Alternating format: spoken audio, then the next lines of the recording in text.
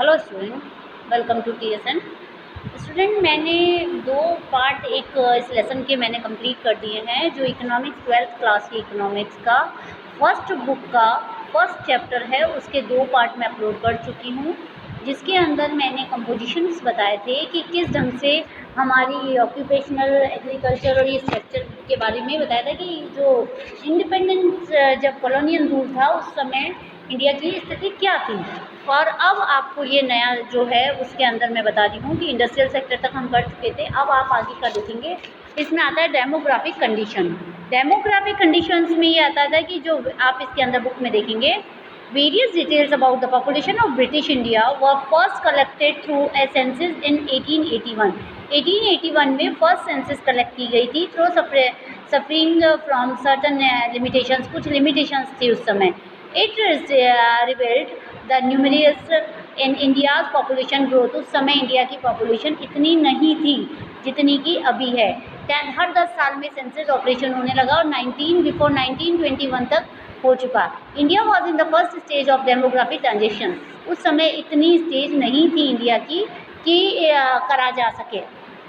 So the second stage of transaction began 1921। दोबारा जनगणना 1921 से शुरू हुई। Neither the total population of India nor the rate of population growth at the stage are very high. जितनी population इस समय है उतनी उस समय नहीं थी। सो उस समय ना तो हम कह सकते हैं कि ज़्यादा पॉपुलेशन थी, ज़्यादा हाई थी। The various social development indicators were also not quite encouraged. The overall literacy level was less than 16%। परंतु जो पढ़ा साक्षरता का जो लेवल था वो भी इतना नहीं था। Out of this the female literacy level was at a negligible low और अबाउट 7%। 7% सिर्फ औरतें पढ़ी लिखी होती थी।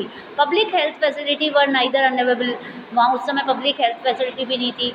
No large chunk of population or when available were high indicates। Consequently water and airborne diseases, उस समय जो हवा और पानी से जो डिजीजेज हो रही थी वो क्या थी, क्योंकि इतनी ज़्यादा उस समय हाइजेनिक कंडीशंस नहीं थी, ना ध्यान देते थे, क्योंकि hospital of life. No wonder the overall mortality rate was very high and in that particularly. अब ये बता सकते हैं कि इन mortality rate was quite alarming about. उस समय जो हमारी मोर्टेलिटी रेट थी वो कम से कम, आपको पता है, बहुत इन्फिनिट मोर्टेलिटी रेट थी, जो कि हमारे बताई थी कि पहले 218 पर 1000 पर जो कंसर्न थे परसेंट इन्फिनिट मोर्टेलिटी रेट थी, अब 33,000 पे हो गई है। लाइफ एक्सपेक्टेंसी जो थी उस समय कम थी बहुत। जो जीवन यापन था उस समय, जीवन की जो मृत्यु दर थी वो पहले 44 ईयर्स तक ही थी, परंतु आजकल हम 69 ईयर्स हो गई है। At the absence of reliable data it is difficult to specify the extent poverty at that time. उस समय इतनी गरीबी थी, but there is no doubt to extensive poverty prevailed in India. कि हमें ये पता है कि उस समय जो पॉवर्टी थी वो बहुत ज़्यादा फैली हुई थी। उस समय इतनी कंडीशंस नहीं थी किसी तरह की कि कोई काम किया जा सके। So people which contribute to the worsening profile of India's population और देम। उस समय इंडिया की जो पॉपुलेशन थी वो सही नहीं थी, मतलब कि बताया इस हिसाब से कि ज़्यादा कोई प्रॉफिटेबल नहीं हो रहा था, कुछ भी तरफ दिख नहीं रहा था। ऑक्यूपेशनल स्ट्रक्चर में हम बता सकते हैं during the colonial period. Occupational मतलब कि काम धंधे किस टाइप के थे उस समय। Working persons across different industries and sector showed little sign change. जो उस समय जो था लिटिल चेंज मतलब कि हमारे यहाँ पर जो उस समय ऑक्यूपेशनल स्ट्रक्चर था वो बहुत कम था। लोग बाग वर्किंग थे परंतु एग्रीकल्चर में ज़्यादा थे, इंडस्ट्रीज़ पे बहुत कम थे। The agriculture sector accounting for the largest share of workforce. तो ये बता सकते हैं कि जो इंडस्ट्री एग्रीकल्चर सेक्टर में बहुत ज़्यादा लोग लगे हुए थे, this is usually remind at a high 70-75% तक लोग इसके अंदर लगे हुए थे, जबकि मैन्युफैक्चर सर्विस में 15 से 10% तक लोग ही लगे हुए थे। Striking except was the growing regional variation, मतलब कि जो क्षेत्र वाइज था, जो लोगों का क्षेत्र वाइज डेटा था वो भी बहुत चेंजेस था। जैसे मद्रास प्रेसिडेंसी उस समय जो आज के ज़माने के हिसाब से तमिलनाडु, आंध्र प्रदेश, केरला, कर्नाटका को मिलाकर बनाई गई है, जो उस समय मद्रास प्रेसिडेंसी थी। बॉम्बे एंड बंगाल विटनेस ऐसे decline in the dependence of the work force on the agriculture. उस समय जो मद्रास रेजिडेंसी थी वो एग्रीकल्चर पर डिपेंड कम से कम थी, इतनी नहीं थी, वहाँ पे इंडस्ट्रीज ज़्यादा थी। With a commercial increase in the manufacture and the service sector, however there has been increase in the share of workforce agriculture during the same time in such as Odisha, Rajasthan, इनमें भी लोग बागों का काम धंधा एग्रीकल्चर पे डिपेंड था। इसके बाद आता है इंफ्रास्ट्रक्चर। इंफ्रास्ट्रक्चर कैसा था उस समय, औद्योगिकरण में जो काम था वो कैसा चल रहा था। Under the colonial design basic infrastructure such as railway, port, water transport, ports and telegraph dead developed. ये डेवलप्ड हुए थे। द रियल मोटिव, इनको डेवलप्ड होने का रियल मोटिव क्या था, ये आप इसमें ध्यान से देखेंगे कि जो रियल मोटिव था वो behind this development was not to provide basic communities, कि ये उनका मेन मोटिव क्या था, बेसिक कम्युनिटीज़ नहीं देना, परंतु क्या था, the people but to serve various colonial interest, ताकि लोगों को इंटरेस्ट आए।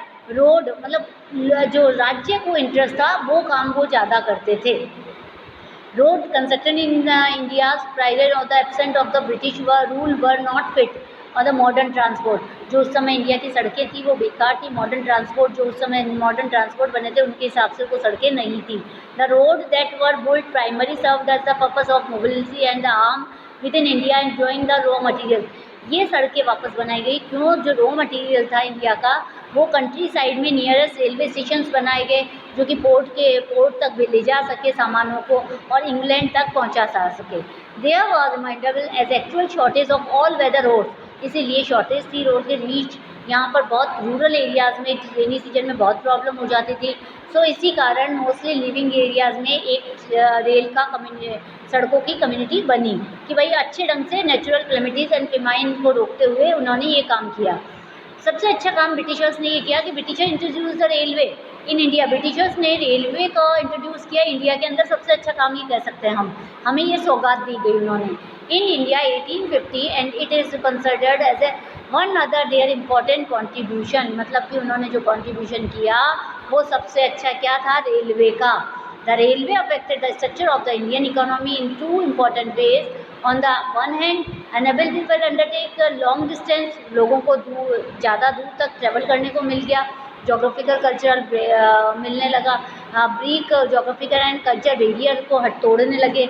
On the other hand it force commercialisation of Indian agriculture, और धीरे धीरे इंडस्ट्री जो कमर्शलाइजेशन होने लगी है इंडिया की, बेनिफिट होने लगा, which the Indian people gain going to the introduce on the railways were thus overweight by the country use economic loss। परंतु इंडिया को तो रेलवे तो खुला, परंतु इंडिया को इकोनॉमिकली लॉस होने लगा जब माल बाहर जाने लगा।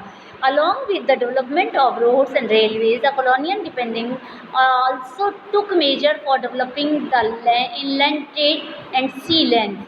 However, these measures were far less satisfactory.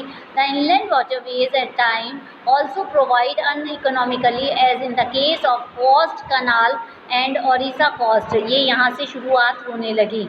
Through the canal was put a huge cost of government expenditure, और गवर्नमेंट के एक्सपेंडिचर पर ये काम होने लगे।